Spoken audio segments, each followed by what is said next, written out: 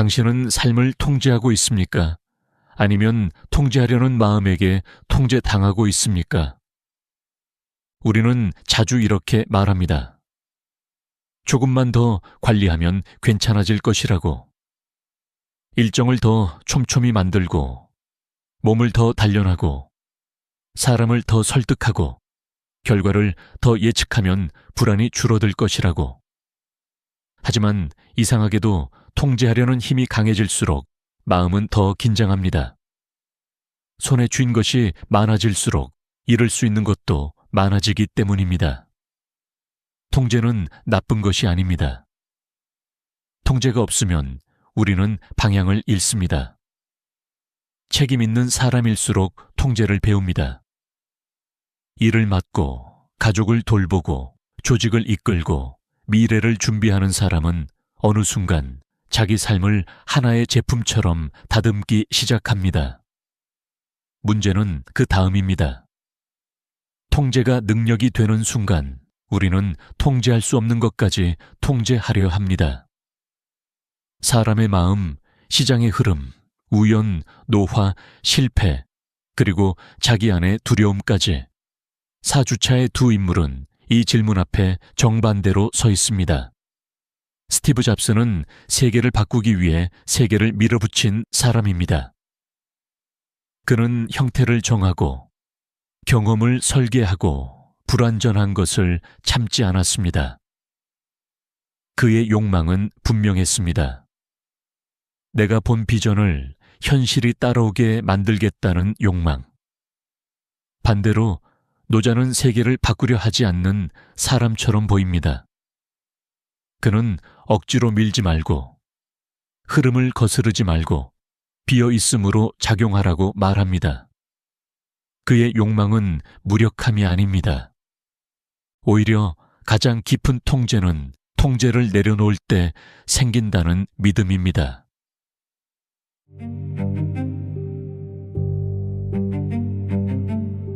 먼저 스티브 잡스를 봅니다. 그는 입양된 아이였습니다. 어릴 때부터 자신이 우연히 놓인 자리와 스스로 만들어야 할 자리를 동시에 느꼈습니다. 대학을 중퇴했고 정해진 길을 오래 따르지 않았습니다. 그러나 그가 자유로운 사람처럼만 보인다면 절반만 본 것입니다. 그는 자유를 사랑한 만큼 형태를 집착했습니다. 느슨한 가능성보다 완성된 경험을 원했습니다. 아이디어가 공중에 떠 있는 것을 견디지 못했습니다. 그 아이디어가 손에 잡히고 눈앞에서 작동하고 사용자의 손끝에서 정확히 반응하기를 원했습니다. 그가 붙잡은 핵심 욕망은 통제였습니다. 하지만 단순한 지배욕은 아니었습니다.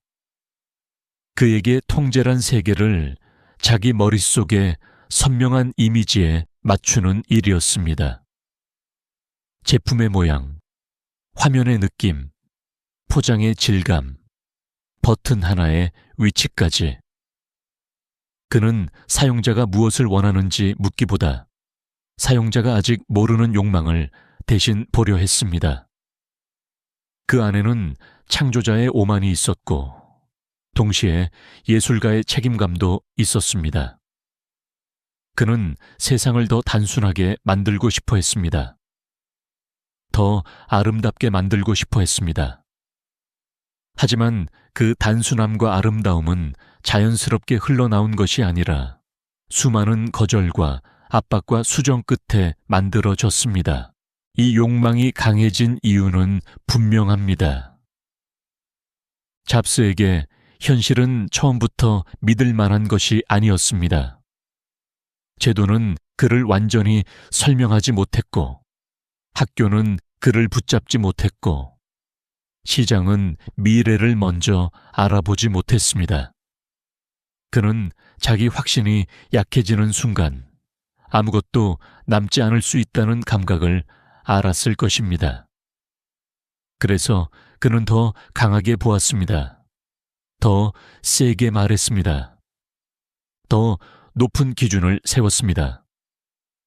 타협은 그에게 현실감이 아니라 배신처럼 느껴졌을 수 있습니다. 그의 삶에서 이 욕망은 작은 장면에 자주 드러납니다. 겉으로 보이지 않는 내부까지 아름다워야 한다는 집착, 사용자가 열어보지 않을 회로의 배열까지 신경 쓰는 태도, 회의실에서 사람을 몰아붙이고 불가능하다는 말을 받아들이지 않는 방식. 그는 제품을 만드는 것이 아니라 세계가 어떻게 느껴져야 하는지를 지정하려 했습니다. 그의 통제는 손끝의 디테일에서 시작해 조직 전체의 공기까지 번졌습니다. 그 욕망은 엄청난 성취를 만들었습니다. 잡스는 기술을 기계의 언어에서 사람의 경험으로 옮겼습니다. 컴퓨터는 더 이상 차가운 장비만이 아니었습니다. 음악을 듣는 방식, 전화를 만지는 방식, 일상을 기록하는 방식이 달라졌습니다. 그가 밀어붙인 통제는 수많은 사람에게 단순함이라는 자유를 주었습니다. 사용자는 복잡한 구조를 몰라도 되었습니다.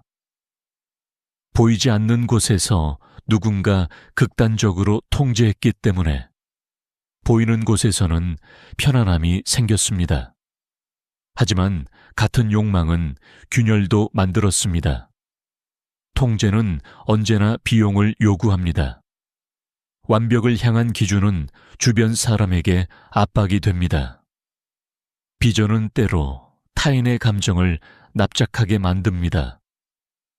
내가 옳다는 확신이 강해질수록 다른 사람의 속도와 두려움은 소음처럼 들립니다. 잡스의 강점은 바로 이 지점에서 그림자를 드리웠습니다. 그는 세계를 바꾸었지만 그 과정에서 세계가 자기 방식대로 움직여야 한다고 믿었습니다. 그 믿음은 혁신이 되었고 동시에 고독이 되었습니다.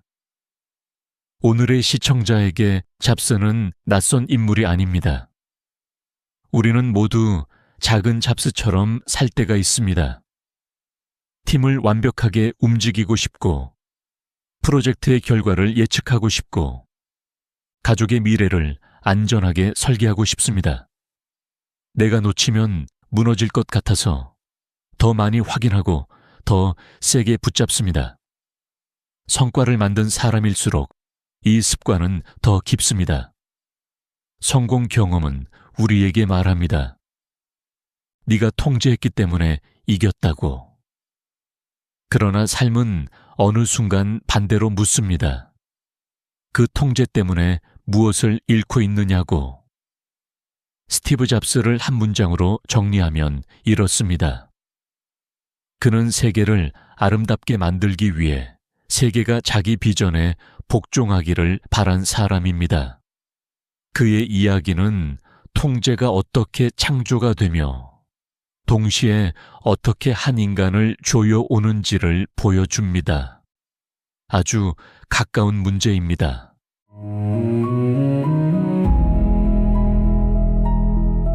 이제 노자를 봅니다. 노자는 역사적 실체가 흐릿한 인물입니다.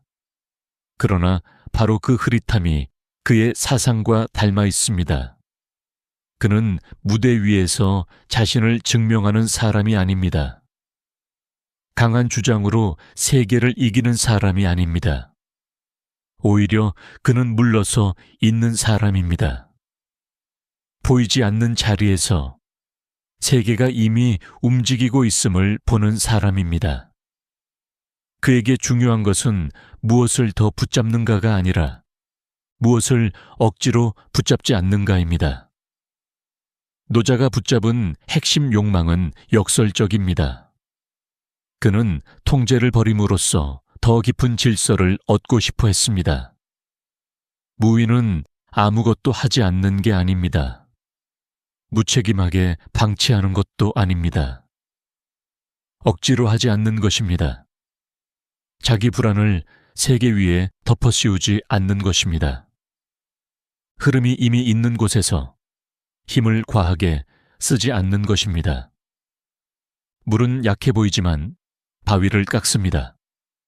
빈 그릇은 아무것도 없는 듯 하지만 바로 그 비어 있음 때문에 쓸모가 생깁니다. 노자의 통제는 움켜쥡이 아니라 비워둠에 가깝습니다. 이 욕망이 강해진 이유는 권력과 문명의 과잉을 보았기 때문일 것입니다. 인간은 더 많이 세우고, 더 많이 이름 붙이고, 더 많이 명령할수록 안정된다고 믿습니다. 하지만 질서가 많아질수록 다툼도 많아집니다. 규칙이 많아질수록 피로도 커집니다. 욕망을 관리하려고 만든 장치가 다시 욕망을 키웁니다. 노자는 그 악순환을 보았을 것입니다. 그래서 더하는 대신 덜어내라고 말합니다. 앞서 나아가는 대신 낮아지라고 말합니다. 이기는 대신 다투지 말라고 말합니다. 그의 삶에서 이 욕망은 장대한 사건보다 태도에서 드러납니다. 말을 아끼는 태도, 높은 곳에 오르기보다 낮은 곳에 머무는 태도, 강한 것을 강한 것으로 맞받지 않고 부드러운 것으로 흘려보내는 태도. 노자에게 세상은 고장난 기계가 아닙니다. 더 세게 조이면 나아지는 장치가 아닙니다. 세상은 강물에 가깝습니다. 흐름을 모르면 휩쓸리고 흐름을 억지로 막으면 넘칩니다. 그러나 흐름을 읽고 함께 움직이면 작은 힘으로도 멀리 갑니다. 이 욕망이 만든 성취는 조용합니다. 잡스의 성취가 손에 잡히는 제품과 변화된 산업으로 보인다면 노자의 성취는 사람의 힘쓰는 방식을 바꾸는 데 있습니다. 그는 인간에게 덜 애쓰는 지혜를 남겼습니다. 통제하지 않음이 무능이 아니라는 가능성을 남겼습니다. 물러섬이 패배가 아니라는 언어를 남겼습니다. 현대인의 삶에서 이것은 매우 낯선 지혜입니다. 우리는 보통 더 많이 하는 사람을 성실하다고 부릅니다. 더 빨리 반응하는 사람을 유능하다고 부릅니다. 더 촘촘히 관리하는 사람을 책임감 있다고 부릅니다. 하지만 노자는 묻습니다. 그 모든 힘이 정말 삶을 살리는 힘이냐고. 물론 노자의 길에도 균열은 있습니다. 내려놓음은 쉽게 변명으로 변합니다. 흐름에 맡긴다는 말은 때로 두려움의 다른 이름이 됩니다. 개입해야 할 순간에 침묵하고 책임져야 할 상황에서 물러서고 결단해야 할 때 자연스러움을 핑계 삼을 수 있습니다. 노자의 사상은 게으름을 위한 장식이 아닙니다. 오히려 더 섬세한 감각을 요구합니다. 지금 내가 힘을 빼는 것이 지혜인지 회피인지 구별해야 하기 때문입니다. 그 구별이 없다면 무위는 깊은 자유가 아니라 편안한 도피가 됩니다. 오늘의 시청자에게 노자는 또 다른 불편함을 줍니다. 우리는 통제하지 않으면 뒤처질 것 같습니다. 답장을 늦게 하면 관계가 흔들릴 것 같고, 계획을 비우면 성과가 줄어들 것 같고, 아이의 선택을 놓아두면 미래가 위험해질 것 같습니다. 그래서 우리는 계속 개입합니다. 조언하고, 수정하고, 점검하고, 예측합니다. 그런데 어느 순간 관계는 숨이 막히고 몸은 지치고 마음은 작은 변수에도 흔들립니다. 노자는 그 순간 우리에게 묻습니다. 정말 모든 것을 붙잡아야만 지킬 수 있느냐고. 노자를 한 문장으로 정리하면 이렇습니다. 그는 세계를 이기려 하지 않음으로써 세계와 함께 움직이려 한 사람입니다. 이제 두 사람을 나란히 놓아봅니다. 잡스는 세계의 형식을 부여했습니다. 노자는 세계가 이미 가진 흐름을 보려 했습니다. 잡스에게 통제는 창조의 조건이었습니다. 노자에게 통제의 포기는 조화의 조건이었습니다. 잡스는 말합니다. 현실은 아직 완성되지 않았으니 밀어붙여야 한다고. 노자는 말합니다. 현실은 이미 움직이고 있으니 억지로 꺾지 말아야 한다고. 흥미로운 점은 둘 다 단순함을 원했다는 것입니다. 잡스는 복잡한 기술을 단순한 경험으로 만들고 싶었습니다. 노자는 복잡한 욕망을 단순한 삶으로 돌려놓고 싶었습니다. 둘은 완전히 반대편에 서 있는 것 같지만 둘 다 과잉을 싫어했습니다. 차이는 방법입니다. 잡스는 과잉을 제거하기 위해 더 강한 통제를 사용했습니다. 노자는 과잉을 제거하기 위해 통제 자체를 내려놓았습니다. 한 사람은 칼처럼 다듬었고 한 사람은 물처럼 흘려보냈습니다. 또 하나의 차이는 인간을 보는 방식입니다. 잡스는 인간이 아직 모르는 가능성을 끌어내기 위해 압박이 필요하다고 믿었습니다. 노자는 인간과 사물이 스스로 그러할 수 있는 공간이 필요하다고 믿었습니다. 잡스의 세계에서는 기준이 사람을 밀어 올립니다. 노자의 세계에서는 여백이 사람을 회복시킵니다. 그래서 잡스의 통제는 결과를 빠르게 만듭니다. 노자의 비움은 상처를 천천히 줄입니다. 우리 삶에는 두 태도가 모두 필요합니다.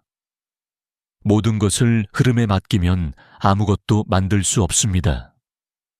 반대로 모든 것을 통제하려 하면 아무것도 숨 쉴 수 없습니다. 중요한 질문은 통제할 것과 놓아둘 것을 구별하는 일입니다. 기준은 필요합니다. 그러나 기준이 사람보다 커지면 폭력이 됩니다. 흐름은 필요합니다. 그러나 흐름이라는 말이 책임보다 커지면 회피가 됩니다.